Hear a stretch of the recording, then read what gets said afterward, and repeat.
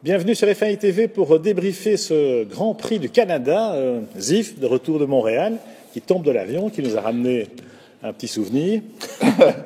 Alors, il paraît que c'est pas le vrai. Enfin, le vrai est là, j'ai bien compris. Ben oui, nous on a le vrai. Hein, Louis, si tu nous entends, il est ici. Hein.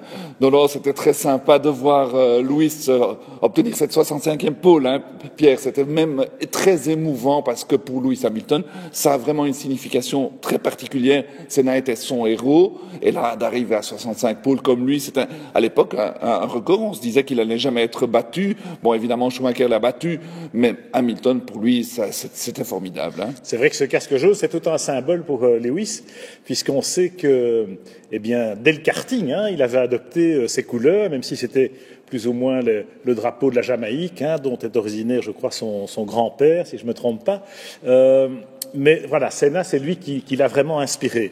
Alors, ce qui est très sympa avec Liberty Media depuis le début de cette saison, c'est que les pilotes sont plus proches du public. On a ces interviews tout de suite après la qualif, à même la piste devant les grandes tribunes. Il y a cette ouverture tournée vers les fans, et quelque part, cette cérémonie, ce moment était effectivement plein d'émotions. Alors, curieusement, il a suscité une polémique de dingue, notamment sur les réseaux sociaux, parce que, bon, le casque qui a été remis n'était pas un vrai casque porté par Ayrton en course.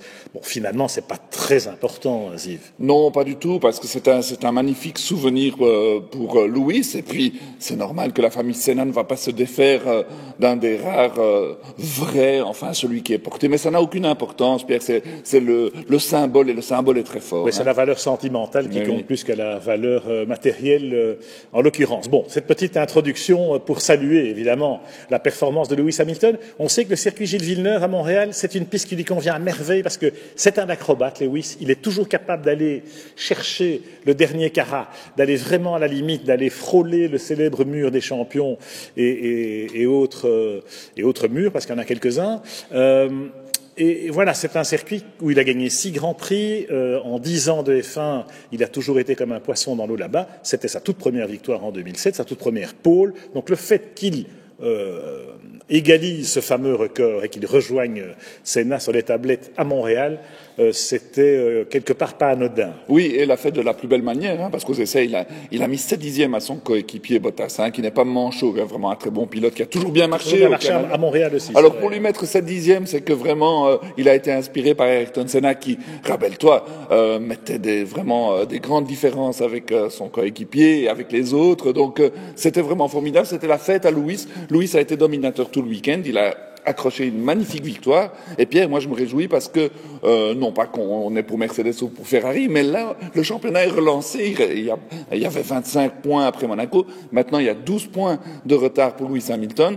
La course à 2 est lancée, et bien lancée. Hein. Alors à 2, parce qu'il y a aussi les deux équipes. Hein. Le doublé Mercedes au Canada répond au doublé Ferrari à Monaco. Mais on constate quand même que dans les équipes, la hiérarchie est là. Lewis, il s'est baladé tout le week-end, on l'a pas vu en course, hein. On l'a pas vu à la télé, heureusement d'ailleurs, parce qu'il était tout seul. Valtteri Bottas, quand même un ton en dessous et quand même un peu décevant de mon point de vue, même si la deuxième place, bon, c'est forcément, il peut pas faire beaucoup mieux.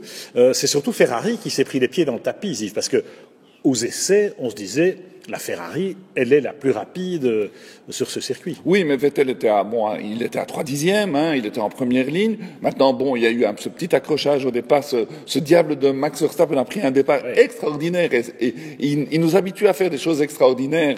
Et bon, il a effleuré l'aileron de Vettel, ce qui a compromis la course de Vettel. Après, Vettel a fait une course de toute beauté pour revenir en 4e position. Ça, on n'aurait jamais cru, hein, parce qu'il était loin et il était au pied du podium et donc il limite les dégâts. Ferrari a montré quand même que la voiture est très très compétitive et qu'il faudra compter avec elle pour le reste de la saison. C'est vrai, mais en ne profitant pas, en ne concrétisant pas sur des circuits comme ça la supériorité ou en tout cas la compétitivité de la voiture, Ferrari doit se méfier parce qu'en face chez Mercedes et Hamilton, Hamilton, ils vont rien lâcher.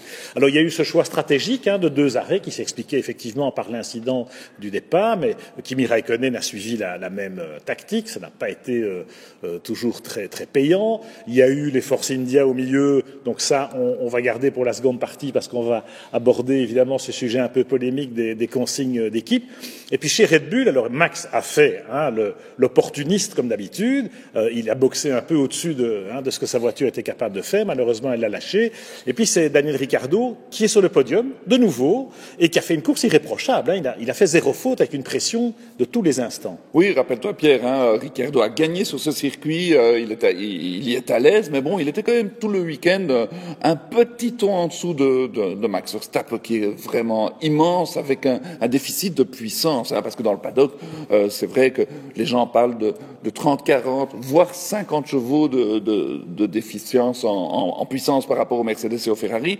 Donc, Ricciardo et Verstappen font des miracles dans ces conditions-là, Pierre. Sur un circuit comme Montréal, c'est vrai que la puissance pure, elle parle, et on l'a vu, on l'a très bien vu avec l'avantage à Mercedes quand même, y compris les monoplaces Mercedes à moteur client. Au passage, Lance Stroll avec la Williams qui termine enfin dans les points. Alors ils avaient l'air contents au Canada, mais franchement, Massa aurait été en course à sa place. Il terminait peut-être sur le podium, lui. Mais oui, la Williams vaut beaucoup mieux. Et c'est vrai que à l'issue des essais, il y a cette réunion de crise dans le motorhome Williams. On voyait Lawrence Stroll, le paternel, avec Paddy Lowe, avec Lance, en train de discuter, en train de voir ce qu'il y avait moyen de faire pour sauver un peu l'humeur du rejeton. En course, il s'est bien repris, il a été solide, il termine 9e, tant mieux, il a fait 2 points, mais la Williams... Franchement, elle vaut beaucoup mieux. Elle vaut de se battre avec les Force India, oui, ça c'est clair. C'était vraiment marrant de voir Lance qui conduisait un peu le cul serré, excusez-moi l'expression. Il n'osait pas dans les dépassements, alors qu'elle avait une voiture qui était 30 ou 40 bornes plus vite que ses rivaux. Bon, il aurait une autre chance à Bakou dans 15 jours, parce que c'est aussi un circuit avec des lignes droites interminables où il faut des chevaux. On en reparlera, mais on se retrouve très vite pour la seconde partie de ce débriefing F1 TV de couleur rose, figurez-vous.